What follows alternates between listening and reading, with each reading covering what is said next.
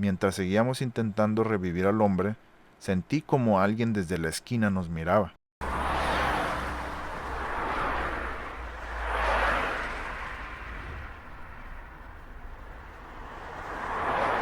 Recibimos un reporte de un allanamiento en unas capillas de velación. Era tarde en la madrugada. Cuando llegamos al lugar, el propietario nos esperaba en la entrada. Nos acercamos a él. Jefe, alguien anda dentro en el cuarto donde embalsamamos y preparamos los cuerpos. Escuché pasos y cosas caerse de su lugar. Ok, ¿hay puertas cerradas dentro para llegar a ese lugar? No, jefe. Entrando es al fondo del pasillo, la última puerta. Apenas entren la podrán ver, dijo el dueño un poco preocupado. Muy bien, tranquilo, nosotros nos encargaremos. Espere aquí. Entramos a las instalaciones. Todo estaba en completa penumbra.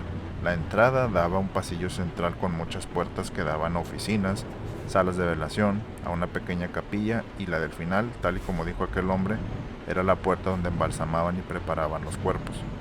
Encendimos nuestras lámparas. Todas las puertas del lugar estaban cerradas.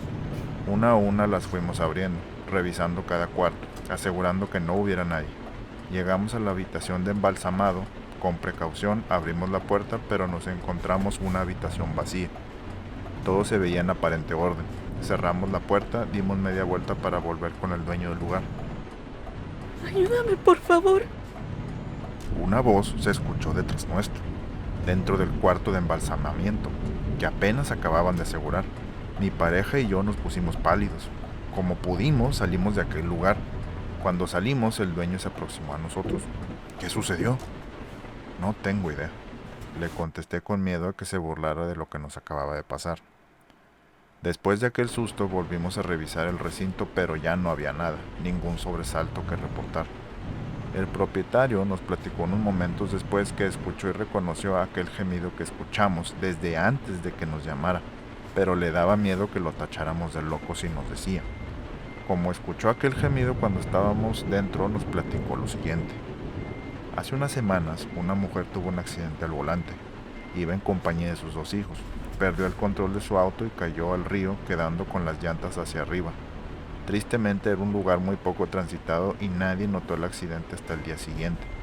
Un pescador reportó el incidente.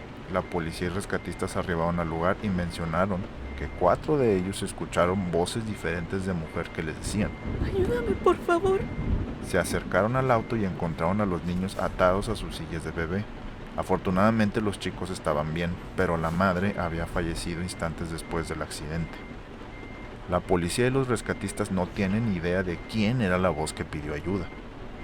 Aquella mujer fue velada en mis instalaciones, añadió el propietario del lugar a su historia. En mi experiencia personal, solo he tenido un encuentro extraño en el trabajo. Cuando comencé hace unos 6 años, acababa de salir del entrenamiento de campo. Empecé en el turno de noche trabajando en un distrito lento. Mi área era principalmente llamadas de falsa alarma, accidentes automovilísticos y domésticos ocasionales. Mi área estaba compuesta por ciudadanos acomodados con casas muy grandes. En ese momento teníamos una serie de robos durante la noche. Recibí un reporte. La señora que llamó era la dueña de la casa y dijo que había visto a alguien en su jardín. Luego escuchó ruido en su ático y encendió la alarma de pánico. Toda mi zona, que estaba compuesta por 4 de nosotros, fue llamada a aquel lugar sin luces ni sirenas debido a que se despachó como un robo. Cuando llegamos a la escena hicimos un perímetro alrededor de la casa, mientras 2 de nosotros entramos y registramos la residencia. Revisamos cada centímetro cuadrado de esa casa y no pudimos encontrar un alma. Cuando mi pareja y yo terminamos nuestra búsqueda, esta jovencita sostenía a su hija y estaba temblando. Le había dicho a mis compañeros que se fueran mientras hablaba con ella para llenar una hoja de falsa alarma. Apenas podía pronunciar las palabras mientras me preguntaba si había registrado su cochera. Le contesté que sí. Me preguntó también si había registrado el apartamento de arriba. Me di cuenta en ese momento que ese lugar había faltado de registrar. Tenía 22 años en este punto. Decidí ir a buscar arriba de la cochera yo solo. Terrible decisión, lo sé, un error de protocolo. Empecé a subir las escaleras y escuché varios golpes fuertes y lo que sonaba como muebles que se movían de un lado a otro. Saqué mi arma apuntándola hacia abajo y llamé a mis compañeros para que regresaran a la escena. Empecé a dar órdenes verbales mientras continuaba subiendo las escaleras que conducían al apartamento. Estas me resultaban extrañas por alguna razón. Se sentían como si continuaran por siempre como un embudo que conducía a la puerta en la parte superior izquierda. Pensando que estaba a punto de encontrarme cara a cara con un ladrón, comencé a gritar órdenes en voz alta. Departamento de policía, identifíquese, salga con las manos en alto, grité, solo para que me devolvieran el saludo sin nada. En este punto el silencio era ensordecedor. Abrí la puerta y permanecía cubierto desde ese lugar. Continué gritando órdenes sin respuesta. En este punto, mi respaldo estaba corriendo escaleras arriba detrás de mí. Peinamos metódicamente todo el apartamento y no encontramos nada. Enfundamos nuestras armas y peinamos las demás habitaciones. Las ventanas estaban cerradas desde adentro, no había ninguna entrada forzada. Había muebles volteados en cada habitación. Era consistente con los fuertes golpes que habíamos escuchado. Había escuchado minutos antes. Dejé a mis compañeros arriba y fui a hablar con la dueña de la casa. Le pregunté cuándo fue la última vez que subió a aquel apartamento. Me dijo que estaba limpiando antes ese mismo día. Dijo que mañana vendría familia de fuera de la ciudad. Le pedí que subiera y me dijera si algo parecía fuera de lugar. Cuando puso los ojos en el apartamento se puso completamente blanca. Le pregunté a ella qué estaba mal. Dijo que ninguno de los muebles estaba así antes.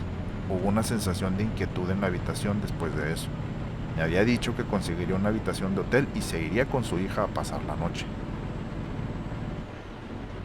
Decidí escribir un informe sobre el incidente debido a lo inusual que era.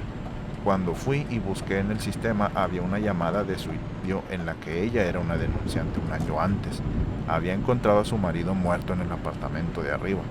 Estaban a punto de separarse y ella lo había encontrado muerto arriba una mañana después de escuchar un disparo. Yo era escéptico a los sucesos paranormales, pero no había nada que pudiera explicar lo que escuché y vi esa noche. Hasta el día de hoy me dan escalofríos cuando patrullo por esa zona y paso por enfrente de esa casa. Recibimos un reporte de un hombre de la tercera edad que tuvo una complicación de salud. Al llegar al lugar comenzamos a aplicarle CPR para reanimarlo. Su esposa estaba cerca gritando en shock que eso no puede estar pasando. Mientras seguíamos intentando revivir al hombre, sentí como alguien desde la esquina nos miraba. ¡No! Vimos al hombre viéndonos cómo intentábamos devolverlo a la vida. El hombre gritaba y manoteaba. No podíamos escucharle del todo, pero viendo el movimiento de sus labios, supimos que era lo que decía. No me revivan.